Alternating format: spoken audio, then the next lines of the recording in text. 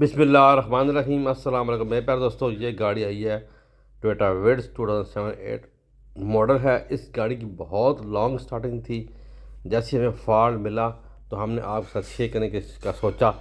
तो देखिए वीडियो होगी, ये लॉन्ग स्टार्टिंग क्यों कर रही थी। वीडियो देखने से पहले चैनल को सब्सक्राइब करें, बेल आइकन पर क्लिक करें ताकि आपको और अच्छी वीडियो मिलती रहे। तो देखें वीडियो। हम लोगों ने फ्यूल पंप बाहर निकाल लिया था, दोबारा फिट कर दिया, इसलिए आपको दिखाने के लिए गाड़ी करती क्या है, इसमें हो क्या रहा है। हमने गेयर लगाई हुई फ्यूल पम्प की, करंट दिया फ्यूल पम्प को, तो जो प्रेशर है वो ऊपर चला गया और प्रेशर रुक नहीं रहा है, फिर वापस आ गया। देख रहे हैं आप, ये फिर वापस आ गया प्रेशर।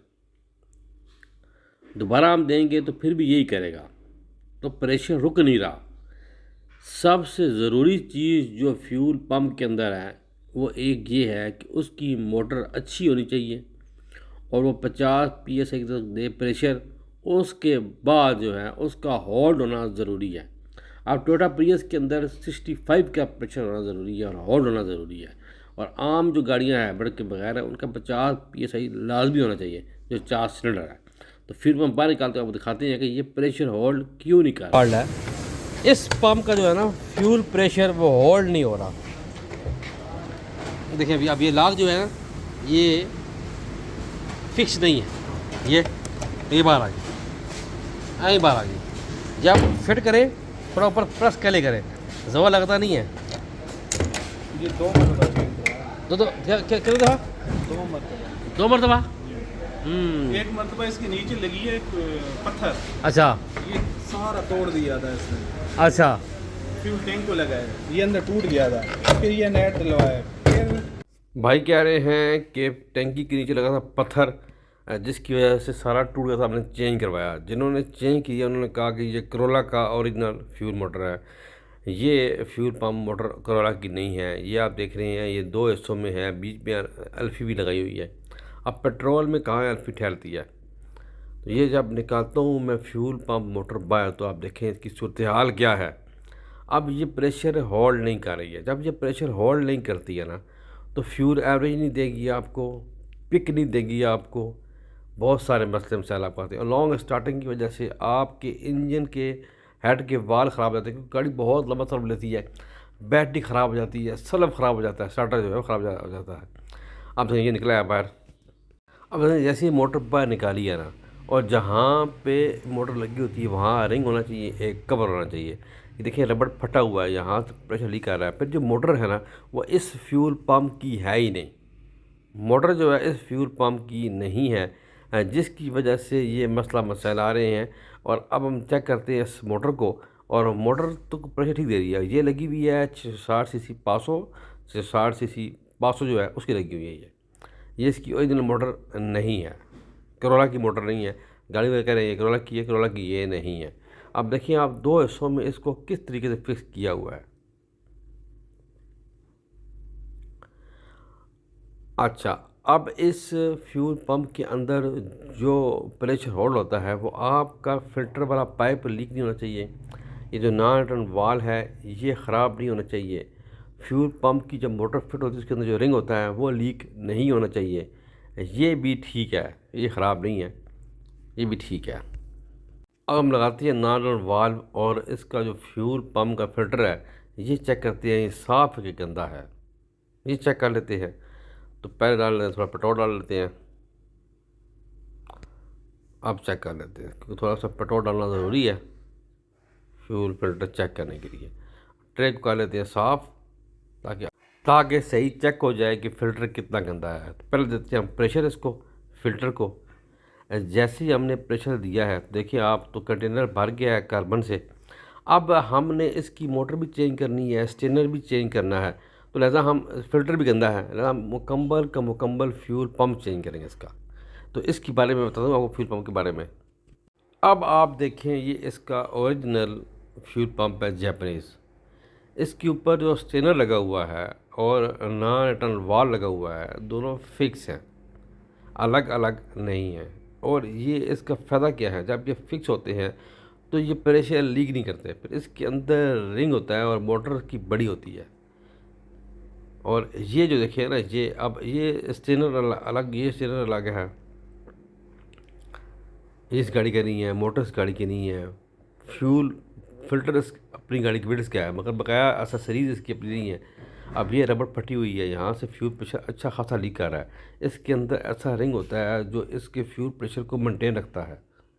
तो जुगाड़ चलते नहीं हैं, वो फॉल्ट को बढ़ाते हैं। जब तक आपके फ्यूल पंप के अंदर प्रेशर मेंटेन नहीं होगा ना, आप 10 मोटरें चेंज कर लें, फ्यूल पंप चेंज कर लें, अगर प्रेशर ही लीक हो रहा है तो फ़ायदा नहीं। जैसे ये फ़िल्टर गंदा है, मोटर ख़राब है, तो लिहाजा हम मुकम्मल का मुकम्मल चेंज करेंगे ताकि गाड़ी वालों के लिए बेहतर हो जाए। अब मोटर पे अलग पैसे लगाएं, फ़िल्टर अलग गंदा है, फिर इंजेक्टर गंदे हो जाएंगे, तो लिहाजा हम ये मुकम्मल चेक करेंगे। मगर पहले हम फिट करने से पहले इसका जो फ्यूल प्रेशर है वो हम चेक करेंगे। आप देखें ना, ये 50 PSI के ऊपर इसका प्रेशर है और 45 पे ये होल्ड है। माशाल्लाह देख रहे हैं, ये होल्ड होना बहुत ज़रूरी है। ये होल्ड नहीं होगा तो मसला आपका हल नहीं होगा। अब ये इसका यार खुला हुआ है, इसकी फुल ट्यूनिंग हम कर रहे हैं, कैटलाटिक तक इसको हम देखें ना गंदा पड़ा हुआ है। गाड़ी वाले कह रहे हैं कि मैंने कैटलाटिक जो है वो चेंज किया है, मतलब गंदा है। गंदा इसलिए है कि फ्यूल फिल्टर बहुत गंदा था, तो कैटलाटिक गंदा हो गया। अब हम इसकी फुल ट्यूनिंग कर रहे हैं, air intake, EGR, fuel injector, transmission oil तक हम इसका चेंज करेंगे, एक एक चीज़। और कैटलाटिक भी हम साफ़ करेंगे और गाड़ी को बेहतर से बेहतर करेंगे। अब गाड़ी वाले को मैं दिखा रहा हूँ, ये देखें जी गंदा है, कहते वाकई जी गंदा है। और ये इसका fuel injector, oxygen sensor fan, ये अल्ट्रासोनिक हो रहे हैं। ये देखिए माशाल्लाह सारी फिटिंग हो गई है, जो इसके फ्यूल इंजेक्टर हैं वो लग गए हैं, सब बड़ी लगी है माशाल्लाह। सारा काम माशाल्लाह इसका मुकम्मल हो गया है। और कैटलाटिक इन्वर्टर जो है हमने लिक्विड में डाल दिया, कैट वाश, अब हमने साफ़ कर दिया। देखिए अब ये साफ़ हो गया है। अभी ये देखें, ये माशाल्लाह बिल्कुल साफ़ हो गया है। ये आप देख रहे हैं कैटलाटिक जो है साफ़ हो गया। अब हल्के हल्के अभी भी कार्बन के निशान इसमें हैं, मगर ज़्यादा मजीद हम साफ़ नहीं करेंगे। ये माशाल्लाह ओके अल्हम्दुलिल्लाह। कैटलाटिक हम लोगों ने 3 घंटे गाड़ी को खड़ा रखा है, उसके बाद हमने इसका ट्रांसमिशन ऑयल चेंज किया। देखें फिल्टर कितना गंदा है, कार्बन से भरा हुआ है। और आपको लाइट पड़ने पे ऑयल इस तरह लग रहा है, ऑयल भी काफ़ी गंदा है। ये 60,000 से ऊपर चला हुआ ट्रांसमिशन ऑयल है। ये भी टाइम पे चेंज हो गया अल्हम्दुलिल्लाह। टाइम पे चेंज करने से के बड़े फ़ायदे हैं ट्रांसमिशन ऑयल। ट्रांसमिशन झटके नहीं मारेगा, ट्रांसमिशन ख़राब नहीं होगा, गाड़ी ईजी रहेगी आपकी। अब फिर नया का नया हो जाएगा ट्रांसमिशन आपका, जब ऑयल लग जाएगा नया इसके अंदर। तो इसमें जो आता है टोयोटा विट्स 2007 के अंदर, 8 के अंदर, 9 के अंदर, 10 के अंदर तक जो आता है वो आता है CVT TC, और 13 तक जाता है। ये CVT TC टोयोटा का जाता है। अब गाड़ी मॉडल हो और डाउन मॉडल हो, जैसे 7, 8 मॉडल है और लिखा हो नट के ऊपर FE, तो आप FE डालेंगे नहीं, डालेंगे TC। क्या मतलब नट चेंज किया हो आपने। मॉडल भी जो है वो ध्यान में रखना है कि मॉडल कौन सा है और इस मॉडल में कौन सा ऑयल डलता है। ये माशाल्लाह सारी मुकम्मल फिटिंग गाड़ी की होगी है। अब गाड़ी करते हैं स्टार्ट। माशाल्लाह गाड़ी फ़ौरन स्टार्ट हुई है। आप सब माशाल्लाह गाड़ी स्टार्ट हुई है। काफ़ी देर बाद हमने गाड़ी स्टार्ट की है। हमने खाना खाया है और फिर हमने गाड़ी स्टार्ट की है। पहले हमने गाड़ी स्टार्ट कर ली थी, करके बंद कर दी थी लॉन्ग स्टार्टिंग चेक करने के लिए। खाना खाने के बाद हमने गाड़ी स्टार्ट की है, तो पहले सेल्फ से गाड़ी माशाल्लाह स्टार्ट हुई है। अब हम करते हैं कंप्यूटर स्कैनिंग। कंप्यूटर स्कैनिंग करेंगे तो जो कोड वगैरह आएंगे उनको करेंगे क्लियर। पैड लाजमी क्लियर करने के बाद हम इसकी CVT कैलिब्रेशन करेंगे। CVT कैलिब्रेशन करने के फ़ायदे क्या हैं? आप जब CVT ऑयल प्रेशर कैलिब्रेशन करते हैं, उससे फ़ायदा ये होता है कि गाड़ी के अंदर अगर आपने ऑयल कम फिल किया है तो कैलिब्रेशन नहीं होगी। जब आपने सम खोला है और आपका कोई ग्रिप वगैरह लूज़ रह गया या वो आपने लगाया ही नहीं है, तार टूट गई है खोलते वक्त या लगाते वक्त, तो तब भी उसका सोलनॉइड ऑन नहीं होगा, कैलिब्रेशन नहीं होगी। फिर जब आप कैलिब्रेशन करते हो उसका फ़ायदा क्या है? जब कैलिब्रेशन हो जाती है तो आपके गियर के अंदर जितना ट्रांसमिशन ऑयल है वो सारे का सारा एक एक कोने में चला जाता है और पूरा गियर जो है वह तर हो जाता है ट्रांसमिशन ऑयल से, और गियर की हेल्थ बढ़ती है। तो ये CVT जो कैलिब्रेशन है इसके लिए बहुत ज़रूरी है, टोयोटा विट्स के लिए बहुत ज़रूरी है। ये याद भी करनी चाहिए आपको, ये इसमें बहुत फ़ायदा है। पहले हम कंप्यूटर स्कैनिंग करेंगे, हेल्थ रिपोर्ट ले लेते हैं, अगर कोई कोड है तो उसको कर लेते हैं क्लियर। क्लियर करने के बाद हम इसकी CVT कर लेंगे कैलिब्रेशन। ये दे रही है कोड, इनको कर लेते हैं हम क्लियर। क्लियर करना ज़रूरी है। ये ब्रेक स्विच का कोड दिया है इसने, ये अक्सर औकात टोयोटा विट्स में आ जाता है। जब यह आप कर लें क्लियर, पहले क्लियर कर लें। क्लियर करने के बाद आप जो है इसकी CVT जो है कैलिब्रेशन है वो आप कर लें। अभी आप देखें हम इसकी करते हैं, जाते हैं स्पेशल फंक्शन में और जाते हैं हम पहले मेमोरी रीसेट में, करते हैं ओके। ये 45 सेकंड का टाइम मांगेगा। ये जो कैलिब्रेशन है ये आपने लाजमी करनी है जब भी आप CVT ऑयल चेंज करें। टोयोटा विड्स, टोयोटा ग्रैंडी, टोयोटा एक्जियो, जी इन गाड़ियों के अंदर। अब गाड़ी का हमने बंद कर दिया है, स्विच ऑन कर दिया है ओके, और कुछ लिखा हुआ नहीं आएगा। अब हमने जाना है 0 पॉइंट कैलिब्रेशन के ऊपर हम जाएंगे, करेंगे क्लिक, फिर करेंगे हम ओके। अब वो कह रहा है स्विच को ऑफ करें और स्विच को ऑन करें। स्विच ऑफ किया, स्विच हमने ऑन किया, हमने ओके दबाया। अब यहाँ पे लिखा आ गया कि 0 पॉइंट जो कैलिब्रेशन है वो मुकम्मल हो गई है। अब हमने गाड़ी को करना है जी स्टार्ट। अब गाड़ी में करते हैं स्टार्ट। अब जाएंगे CVT ऑयल प्रेशर कैलिब्रेशन में हम क्लिक करेंगे, पे करेंगे ओके, फिर करेंगे ओके। अभी हमें कहता है कि आप 30 सेकंड के लिए गाड़ी को बंद कर लें। 30 सेकंड के लिए आप गाड़ी को बंद कर लें। आप गाड़ी पे देख लें कि 30 सेकंड के तक गाड़ी को अपने बंद रखना है। ये जो इंफॉर्मेशन स्कैनर दे रहा है उस पर आपने अमल करना है। इससे पहले जब CVT कैलिब्रेशन करने से पहले आपने गाड़ी को सीधा करना है, स्टीयरिंग सीधा होना चाहिए, सब चीज़ें ऑफ होनी चाहिए और लीवर पार्किंग के ऊपर होना चाहिए। ये चीज़ें आपने चेक करनी है। अभी हम यहाँ पे टाइम देख रहे हैं, टाइम कितना है। ये हमारे 30 सेकंड अभी होने वाले हैं। 30 सेकंड के बाद हम इसको गाड़ी को करेंगे स्टार्ट। ये माशाल्लाह मुकम्मल हो गया हमारे 30 सेकंड।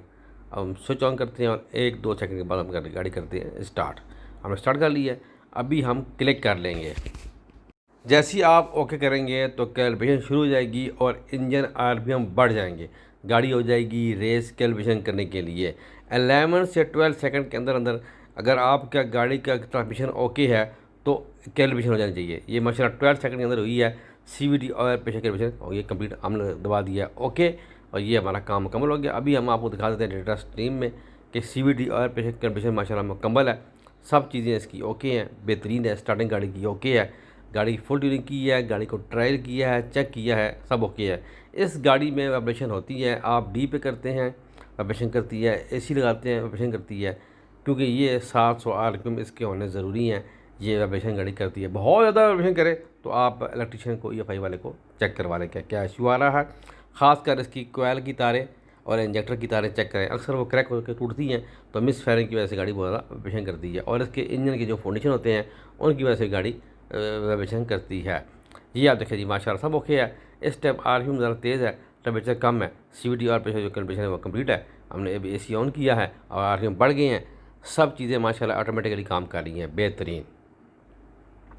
हमने गाड़ी की ट्राई ली है, चेक किया है और दोबारा हमने इसका ट्रांसमिशन ऑयल चेक किया है, लीक तो नहीं है। जब आप सारी फिटिंग करें, काम करें तो दोबारा एक रीचेक लाजमी कर लें कि ट्रांसमिशन ऑयल लीक तो नहीं हो रहा, क्योंकि हमारी फिटिंग के बाद कोई फ़र्क आ सकता है, तो उस लिहाज से आप चेक कर सकते हैं। ये माशाल्लाह सारी रीडिंग माशाल्लाह गाड़ी की बेहतरीन आ गई है। गाड़ी बिल्कुल ओके है। जैसे ही ये गाड़ी का टेम्परेचर बढ़ेगा तो लॉन्ग टर्म शॉर्ट टर्म जो है, लॉन्ग टर्म जो है वो भी 0 में है, वो भी रीडिंग करना शुरू कर देगी। ये गाड़ी की ठंडी होने की और होती है reading long term short term की, और टेम्परेचर बढ़ने के बाद उसका RPM और लॉन्ग टर्म शॉर्ट टर्म की वैल्यूज़ और होती हैं।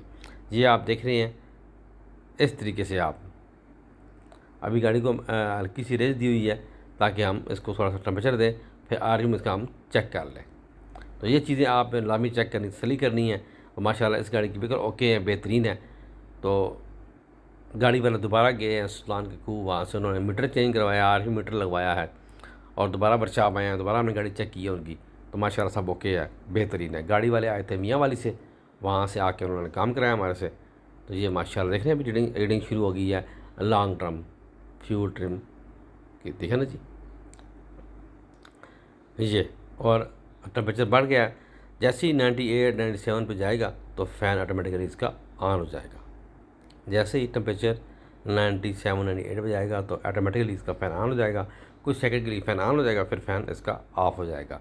तो इस तरीके से आप इस गाड़ी की जो है वो वैल्यूज़ चेक कर सकते हैं कंप्यूटर के ऊपर। गाड़ी का जो काम है वो मुकम्मल हो गया है और गाड़ी वालों ने जो है मीटर वो चेंज करवा लिया है। पहले था सिंपल मीटर था, उसके अंदर RPM नहीं था, अब इसके अंदर RPM मीटर भी है। तो माशाल्लाह बहुत ही खूबसूरत मीटर उन्होंने लगवाया है। तो काम गाड़ी का मुकम्मल हो गया। गाड़ी A1 होगी। ये वीडियो अच्छी लगी है, चैनल को सब्सक्राइब करें, बेल आइकन पे क्लिक करें, नमाज़ पढ़ना कैम करें, दूसरी पढ़ें, दुआ में याद रखें। अल्लाह हाफ़िज़।